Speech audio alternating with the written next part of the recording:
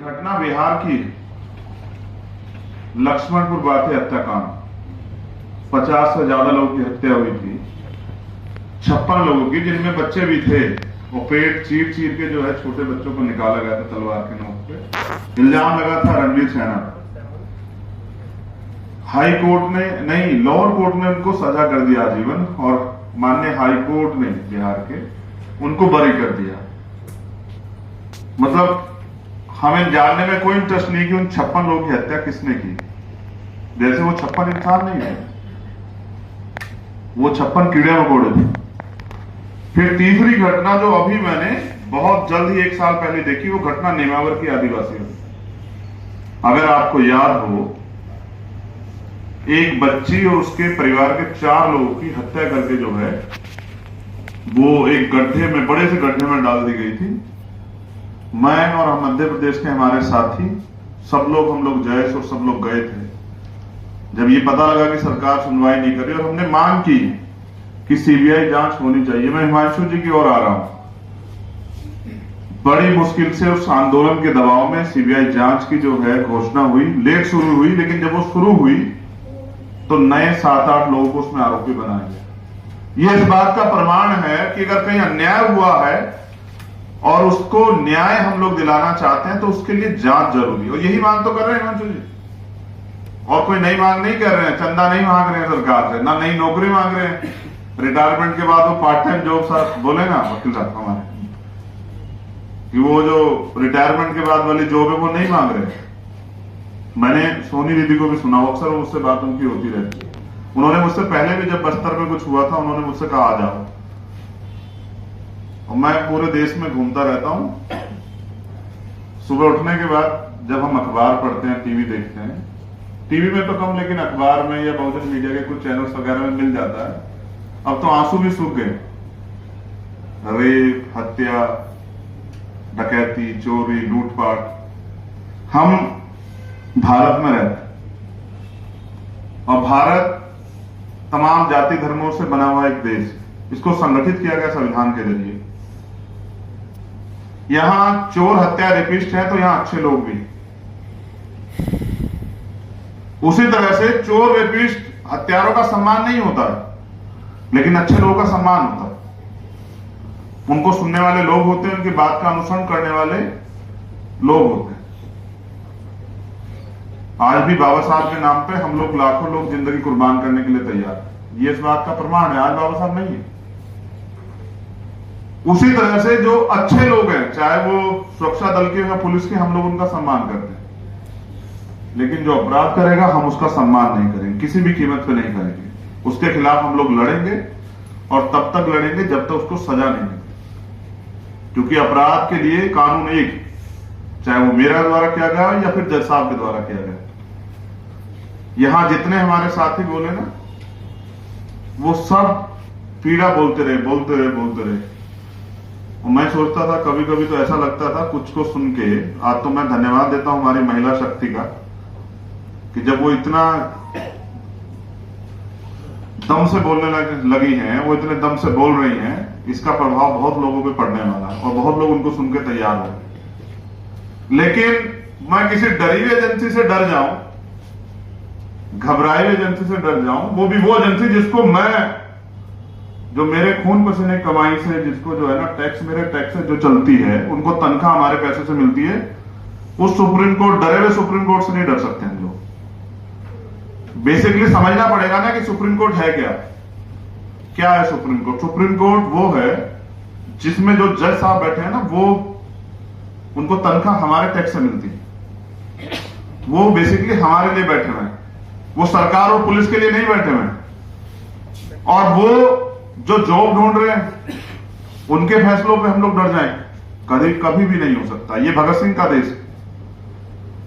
यहां तो अन्याय के खिलाफ बलिदान हुए, हम उनको मानने वाले लोग कैसे डर सकते हैं? तो स्पष्ट है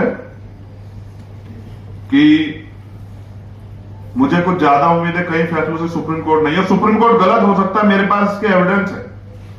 हमारे यहां 2 मामले, SC/ST प्रिवेंशन एक्ट का जो मामला है, उसको बाद में सुप्रीम कोर्ट ने रिजोल्व किया, बदला ना सुप्रीम कोर्ट ने। कहा कि नहीं ठीक है, पहली बार में गिरफ्तारी उच्च एफआईआर लिखने के बाद तो सुप्रीम कोर्ट से मिस्टेक हो सकती है, लेकिन अगर वो सुप्रीम कोर्ट जो सरकार के साथ चलेगा उसकी बात हम लोग मानने लगे तो फिर सरकार ही सब कुछ हो जाएगी। ये भारत है और ये संविधान से चलता है।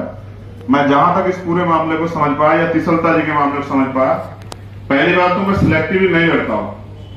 हिमांशु जी से मेरा गहरा रिश्ता है। जब मैं एनएसए में जेल में था, ये मुझे नहीं जानते थे मगर ये पैदल यात्रा करके सहारनपुर गए मुझसे मिलने के लिए।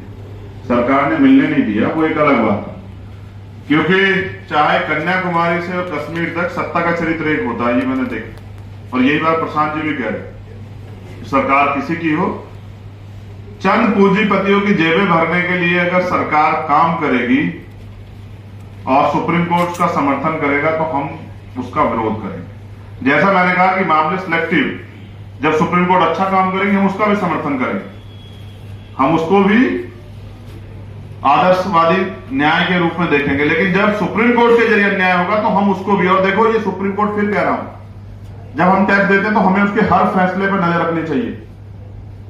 और हमने जो उदाहरण दिए गए साथी हमारे प्रशांत जी द्वारा, वो उदाहरण स्पष्ट है कि किस तरह कुछ जज जो है अपना जमीर बेच के जो है वो न्याय कर रहे हैं। ऐसे न्याय से न्याय का सिद्धांत ही खत्म हो जाएगा। तो मैं जो कह रहा था कि मैं सिलेक्टिवली नहीं लड़ता हूं, अब तक देख लीजिए, चाहे वो सीए का मामला हो, एनआरसी का मामला हो, किसानों का मामला हो, जलगार परिषद का मामला हो, बीमा कोरेगांव का मामला हो, रोस्टर का मामला हो, कोई एक ऐसा इश्यू नहीं है कि जहां न्याय खिलाफ लड़ा गया और वहां मैंने और हिमांशु भाई है मेरे, उनके साथ अन्याय हो, तो हम ऐसा कैसे देखा जा सकता है।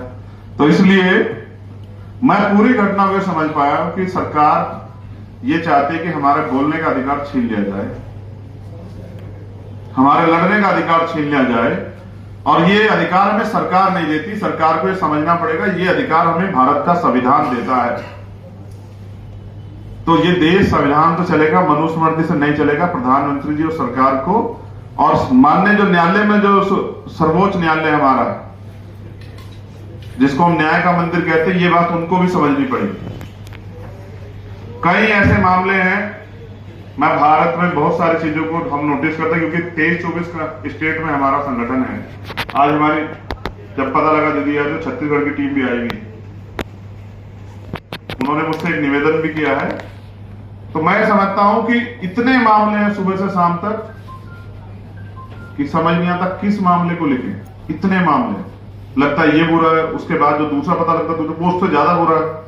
तो जब मैं पूरे भारत में घूमता हूं तो समझ आता समस्या एक, अब पूरे भारत में कहीं भी चले जाओ।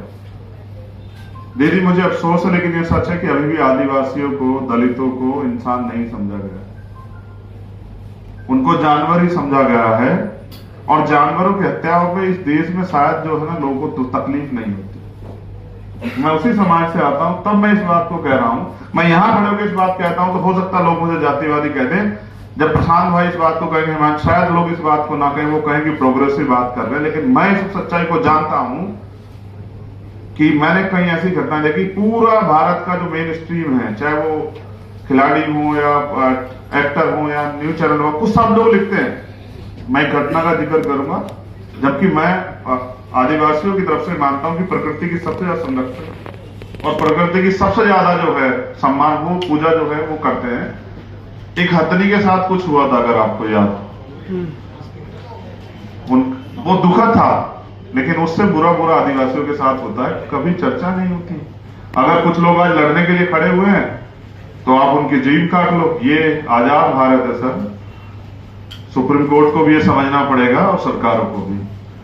और रही बात जो और ज्यादा महत्वपूर्ण है गोमपाड़ के मामले में, तो मैं दीदी से वादा करता हूं कि जल्द हम लोग जो है ना, और हम हिमांशु जी को भी ले चलेंगे, हम गोमपाड़ फिर जाएंगे, हम उन लोगों के बीच में जाएंगे, उनके दर्द को सुनेंगे। वो दिल्ली चल के आते हैं, ये बहुत अच्छी बात, लेकिन हम वहां जाएंगे उनके बीच सुनने के लिए, और वहां की सरकार से भी पूछेंगे और इस लड़ाई को और मजबूत करेंगे।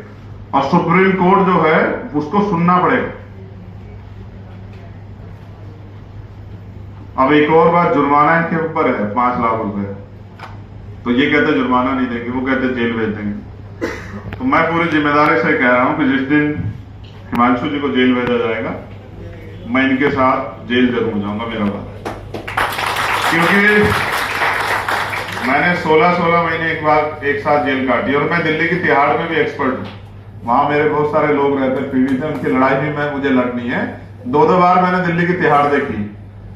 जब मैं फर्स्ट टाइम गया तो मेरे लिए नया था, जब मैं सेकंड टाइम गया तो लोग मुझसे पूछ रहे थे कि लोग यहाँ से जाने को तरसते हैं, आप कैसे चले आए? तो मैंने उनसे एक ही बात कही कि आप लोगों की याद खींच लाई, और आज मैं यहाँ हूं तो इन सब की वजह से जो अपने जीवन की परवाह न करते हुए लड़ रहे हैं। और अगर कोई लड़ रहा है तो अगर ज्यादा कुछ नहीं कर सकते तो आपको उसका साथ देना चाहिए। और मैं यहाँ ये बताने के लिए हूं कि हम आपके साथ हैं हिमांशु भाई, और आखिरी दम तक लड़ेंगे। मैं अम्बेडकरवादी, पहले भी अम्बेडकरवादियों ने इस लड़ाई को, भारत एक मजबूत भारत बने, भारत की दुनिया में एक पहचान बने, उस लड़ाई को लड़ा। आज मैंने आपको सुना, मैं आपको विश्वास से कहता हूं मेरे काम करने के तरीके दूसरे हैं। एक बार मैं इंपोर्टेंट स्टोरी आपको बता देता हूं। मैंने गांधी जी की तरफ से भी सोच के देखा था, मैं झूठ नहीं बोलता हूं। मैं सहारनपुर जेल में था, 2 अप्रैल का मामला था, बहुत सारे लोगों की जान गई थी, बहुत सारे लोग झूठे मुकदमे थे, तो मैं कुछ नहीं कर पा रहा। मैंने कहा कि चलो, मैंने पहला पत्र लिखा महामहिम राष्ट्रपति जी को कि मैं अपने लोगों के लिए कुछ नहीं कर पा रहा हूं, इसलिए मैं इच्छा मृत्यु चाहता हूं। तो मेरे साथियों ने मुझे समझाया कि इच्छा मृत्यु क्या मतलब है, आप भूख हड़ताल करें। तो यहां मैं इस अनशन से मैं गांधी और भगत सिंह दोनों को जोड़ देता हूं। मगर आप विश्वास करेंगे मेरा अनुभव इतना कड़वा है कि 8 दिन मैं भूख हड़ताल पे रहा। मीडिया ये लिखता रहा हमारे लोगों को, जेल में मेरे मिलने वालों के रास्ते बंद हुए कि चंद्रशेखर 3 टाइम खाना खा रहे हैं, और वो भूख हड़ताल पे नहीं। और जेल में आप भूख हड़ताल करते तो एक और मुकदमा है। लेकिन फिर एक साथी मुझसे मिलने के लिए आए, उन्होंने मुझसे कहा कि सरकार भी चाहती है आप मर जाओ, और आप खुद भी मरना चाह रहे, तो आप सरकार का काम आसान कर रहे हो।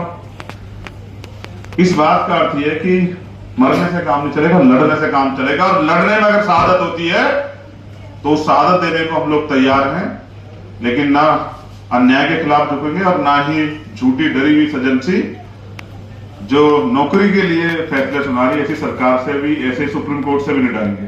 और मैं मानता हूं जब तक कॉलेजियम सिस्टम नहीं खत्म होगा, जब तक all India judicial service commission नहीं बनेगा, तब तक न्यायपालिका से न्याय की उम्मीद करना इस देश के शोषित वर्ग की बेवकूफी है। और मेरी बेवकूफी, मुझे बेवकूफी की आदत नहीं है, ना मेरे अंदर गलतफहमी। बहुत बहुत धन्यवाद इस विश्वास के साथ कि सुप्रीम कोर्ट अपनी गलती सुधारेंगे।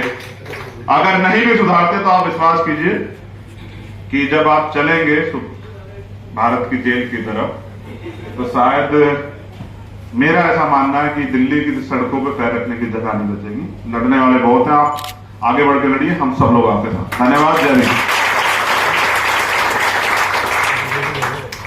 मेरे मन में तो ये कल्पना है और मैं ये प्लान कर रहा हूँ कि जेल से निकलने के बाद मैं गोपाल गांव में ही जाके बाकी की जिंदगी गुजारूंगा। अच्छा, प्रेस कॉन्फ्रेंस है तो कुछ पत्रकार साथियों का कुछ प्रश्न हो तो, any questions from any journalist?